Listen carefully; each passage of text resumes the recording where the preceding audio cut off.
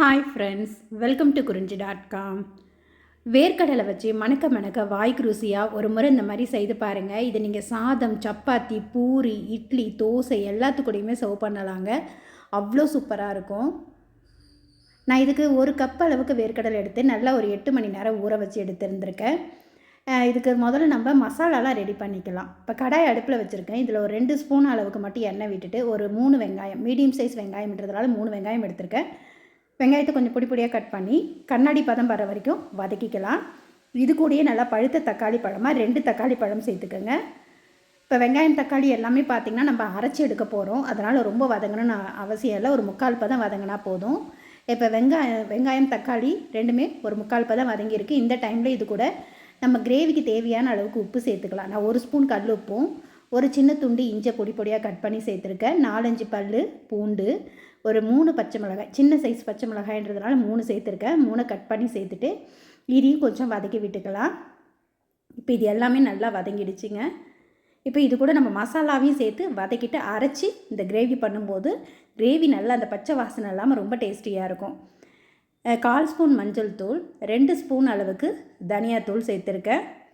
அதே மாதிரி 1 ஸ்பூன் தனி மிளகாய்த்தூள். இதுக்கு பதிலாக நீங்கள் குழம்பு மிளகாய்த்தூள் அரைச்சி வச்சுருந்தீங்கன்னா உங்களுக்கு எந்த அளவுக்கு காரம் தேவையோ அதுக்கேற்ற மாதிரி குழம்பு மிளகாய்த்தூள் சேர்த்து கூட நீங்கள் இந்த கிரேவி பண்ணலாம். நார்மலாக நம்ம வீட்டில் அரைச்சி வச்சுருப்போம் இல்லைங்களா, அந்த குழம்பு மிளகாய்த்தூள் சேர்த்தும் இந்த கிரேவி பண்ணி கொடுக்கலாம். இப்போ மசாலாவும் பச்சை வாசனை போகிற அளவுக்கு நல்லா 1 நிமிஷம் வதக்கி விட்டுக்கலாம். நல்லா வதங்கினதுக்கப்புறம் ஒரு 4 பத்தை அளவுக்கு தேங்காய் எடுத்திருக்கேன். இதை கொஞ்சம் பொடி பொடியாக கட் பண்ணி இது கூடயே சேர்த்துட்டு 4 முந்திரி பருப்பு. இப்போ இந்த முந்திரி பருப்புக்கு பதிலாக 1 ஸ்பூன் அளவுக்கு பொட்டுக்கடலை சேர்க்கறதுனால சேர்த்துக்கலாம். அதே மாதிரி 1 ஸ்பூன் கசகசா. இந்த முந்திரி கசகசா இது ரெண்டுமே ஆப்ஷனல் தாங்க, இருந்ததுன்னா சேர்த்துக்குங்க. திக்னஸுக்காக நீங்கள் முந்திரி பயிர் இல்லைன்னா ஒரு ஸ்பூன் அளவுக்கு பொட்டுக்கடலை சேர்த்துக்கலாம். இப்போ இது நல்லா ஆற விட்டு மிக்சியில் தண்ணி எதுவுமே சேர்க்காமல் ரொம்ப வழுவழுன்னு அரைச்சிடாதீங்க, கொஞ்சம் திரியாக இருக்கிற மாதிரி அரைச்சி எடுத்துக்குங்க. இப்போ இது அப்படியே இருக்கட்டும். இப்போ கிரேவி தாளிக்கிறதுக்காக குக்கர் அடுப்பில் வச்சுருக்கேன். இதில் ஒரு 3 டேபிள் ஸ்பூன் அளவுக்கு எண்ணெய் விட்டுருக்கேன். எண்ணெய் நல்லா சூடானதும் ஒரு பட்டை, 2 கிராம்பு, ஒரு மராட்டி மொக்கு, கொஞ்சமாக கல்பாசி, ஒரு பிரிஞ்சி இலை சேர்த்துட்டு 1/2 ஸ்பூன் அளவுக்கு பெருஞ்சீரகம் சேர்த்துருக்கேன். இப்போ பெருஞ்சீரகம் நல்லா செவந்து வரட்டும், அது வரைக்கும் நல்லா பொரிய விட்டுட்டு இப்போ நம்ம அரைச்சி வச்சுருக்கோம் இல்லைங்களா மசாலா, அதை இந்த எண்ணெயிலே நம்ம நல்லா வதக்கி எடுத்துக்கலாம். ஏற்கனவே நம்ம வதக்கி அரைச்சிருக்கோம். அதே மாதிரி திரும்ப நம்ம எண்ணெயில் வதக்கும்போது இந்த கிரேவிக்கு நல்ல ஒரு டேஸ்ட்டும் கிடைக்கும். அந்த பச்சை வாசனை கொஞ்சம் கூட இருக்கவே இருக்காதுங்க. இந்த மாதிரி நீங்கள் கிரேவி பண்ணி பாருங்கள், டேஸ்ட் அட்டகாசமாக இருக்கும். இப்போ இது நல்லா ஒரு 1லேருந்து 1.5 நிமிஷமாவது இந்த எண்ணெயில் நல்லா இந்த மசாலா வதங்கி வரட்டும். இப்போ இது கூட பார்த்திங்கன்னா கொஞ்சமாக கருவேப்பிலை சேர்த்துக்கலாம். கருவேப்பிலை, கொத்தமல்லி, புதினா எது இருந்தாலும் கொஞ்சமாக சேர்த்துக்கோங்க, நல்லா வாசனை கொடுக்கும். அதே மாதிரி நல்லா ஊற வச்சு தண்ணியை வடிகட்டி வச்சுருக்க வேர்க்கடலையை சேர்த்துருக்கேன். நீங்கள் வேக வச்ச வேர்க்கடலை சேர்க்குறீங்கன்னா 1 விசில் வச்சாலே வெந்துருங்க.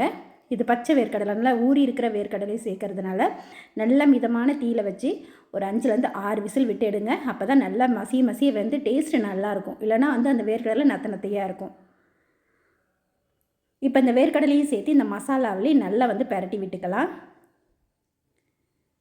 அவ்வளோ சூப்பராக இருக்குங்க. பூரிக்கெல்லாம் நம்ம இந்த மாதிரி ஒரு கிரேவி பண்ணி கொடுத்து பாருங்கள், ரொம்ப ரொம்ப டேஸ்டியாக இருக்கும். நம்ம சன்னா மசாலா பண்ணுவோம் இல்லைங்களா, அதே மாதிரி தான் ஏன்னா நம்ம கொண்டக்கடலைக்கு பதிலாக வேர்க்கடலை சேர்த்துருக்கோம். இப்போ நல்ல மசாலா எண்ணெய் பிரிஞ்சு வர வரைக்கும் வதக்கிட்டு இப்போ நமக்கு தேவையான அளவுக்கு தண்ணி விட்டுக்கலாம். நமக்கு கிரேவி எந்த அளவுக்கு திக்னஸ் தேவையோ அதுக்கேற்ற மாதிரி தண்ணி விட்டுக்குங்க.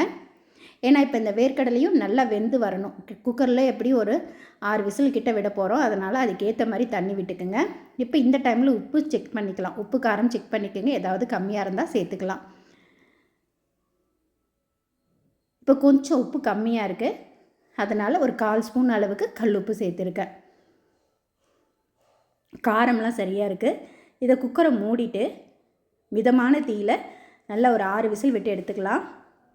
நீங்கள் சின்ன குக்கரில் பண்ணும்போது சட்டுன்னு விசில் வந்துடும். அப்போ நல்லா நீங்கள் மிதமான தீயில் வச்சு விசில் வர விட்டால் தான் அந்த வேர்க்கடலையை வேகிறதுக்கு டைம் கிடைக்கும். இப்போ பாருங்கள், நல்ல ஒரு 6 விசில் விட்டு எடுத்ததுக்கப்புறம் நல்ல எண்ணெய் தெளிஞ்சு கமகமான நம்மளோட வேர்க்கடலை கிரேவி ரெடிங்க. இது அவ்வளோ சூப்பராக இருக்கும். பூரி, சப்பாத்திக்கெலாம் மெயினாக ரொம்ப நல்லாயிருக்கும். இது நீங்கள் வந்து காலையில் பிரேக்ஃபாஸ்ட்டுக்கு சப்பாத்திக்கோ பூரிக்கோ பண்ணி கொடுத்துட்டு இந்த குழம்ப விட்டு சாதத்தில் நீங்கள் கலந்து குழந்தைங்களுக்கு லஞ்ச் பாக்ஸில் வச்சு அனுப்பிச்சாலும் மதியம் அவங்க சாப்பிட்றதுக்கு ரொம்ப நல்லா இருக்குங்க. கண்டிப்பாக இந்த மாதிரி ட்ரை பண்ணி பாருங்கள். நீங்கள் இந்த ஒரு கிரேவி பண்ணிட்டா போதும்.